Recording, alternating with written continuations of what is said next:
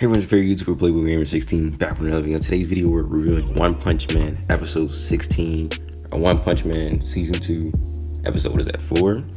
Either one's fine. I already know, first things first, let's get these out the way. Follow me on Twitch, follow me on my Twitter, Bill Store promotion in the description below. And also, I'm gonna be dropping another video tomorrow, either tomorrow or late tonight, my time, asking, was Dragon Ball GT actually that bad? I mean, I don't feel like it was, but that's for another video. First things first, let's get this out the way. This episode was a little lackluster. I mean, it was more story elements in this episode. It wasn't really, I mean, it was action packed, but the action didn't feel like how the other episodes feel. Mainly because I feel like it was because Saitama wasn't involved, but yeah, because we didn't see Genos, or we saw Saitama, we didn't see Genos at all in this episode. Let's see, who else was? We start the episode off with a flashback of Goro, you know, talking about it, like when he's a kid. He's always had this asphyxiation to be like the bad guy. He's never wanted to be the hero. So we can see that. And then we also see later on episode that like he's the main reason why there's no students at Master Bang's dojo, or Silver Fang, Master Bang, whichever one.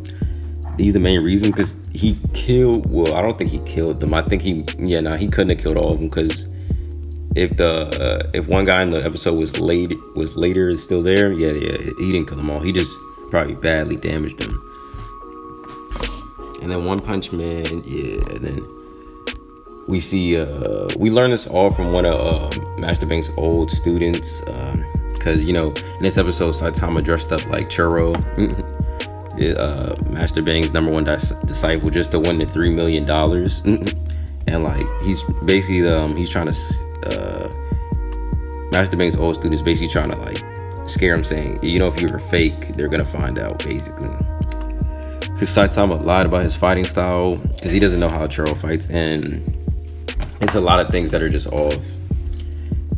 And then what else? We see Metal Bat, the S-Class hero Metal Bat, go against like, what is that, like 4 to 5 monsters. Takes out these two low class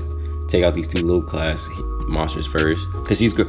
As all the monsters are going after like, I guess you could say directors or higher ups in the hero association. So they need bodyguards. He was chosen today. So S-Class hero Metal Bat. So he took out these little low class monsters first. They were light work, and then this bigger monster popped up with like a really big centipede. The centipede popped up with this like flower monster.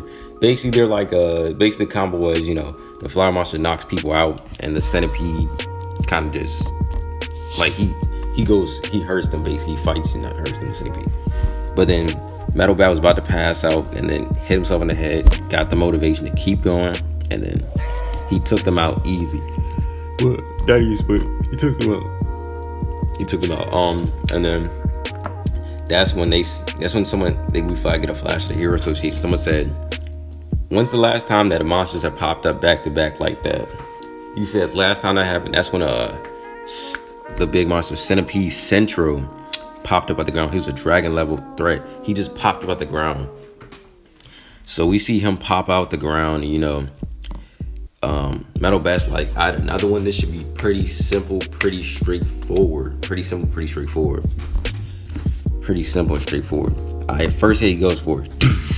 It didn't do anything. Centipede Central is basically, I'm sure, yeah, the purple centipede, you know, it's just better like that.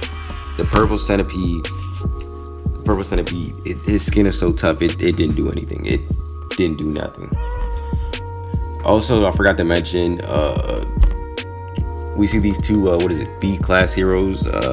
They said we're here to help, but, you know, as he finished taking care of the other bosses first. He took care of those first, and then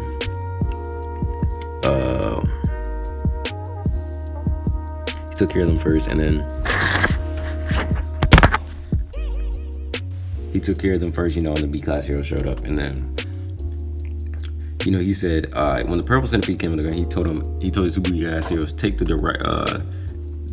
two big, he said, take those two people, because, you know, the monster's going after people in Hero Hero Association and their family members. It was I think it was one of the people on the committee plus his son.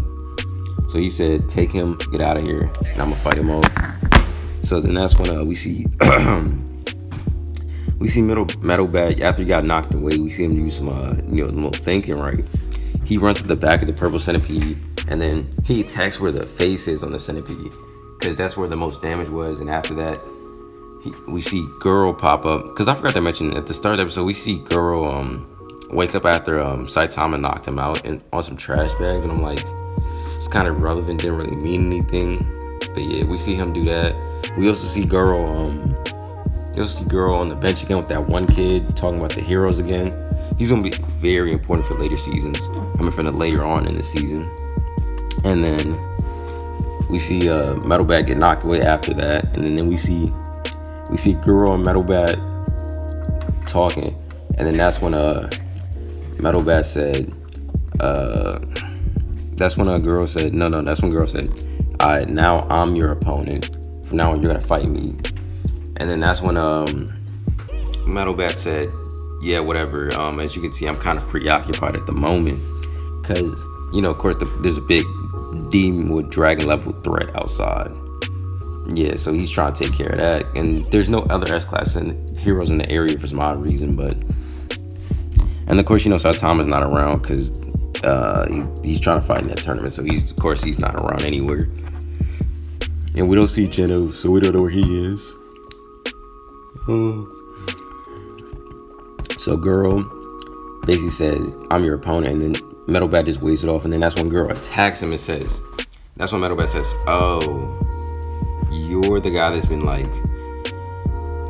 calling himself the hero monster hunter.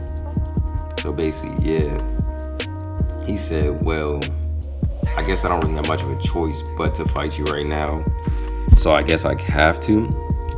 And then that's when the episode ends right around that moment.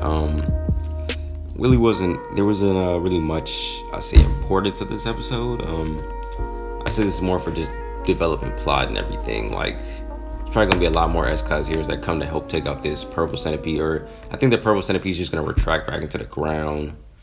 Or actually, no, I don't remember what happens. It happens in the manga, but I don't want to spoil that. But yeah, this is pretty story building episode. I mean, hey, it was a pretty good episode. I mean, it's not a lot of bad episodes this season. People talk about the animation is different this year. I mean, I really don't care too much for the animation. I mean, when you do compare it back to the first season, it is not as crisp, but I don't really care about it. I mean, as long as you can get the story out, make it make sense. Because I feel like the biggest thing about One Punch Man is just like, how do you have a story with a hero that's definitively stronger than everybody? But see, they find ways around it like this. How like Saitama is preoccupied at the moment, so he's not technically around to help or anything. But that's all for this video. Like, comment, subscribe. Follow me on all my stuff in the description. And yeah, I'm out.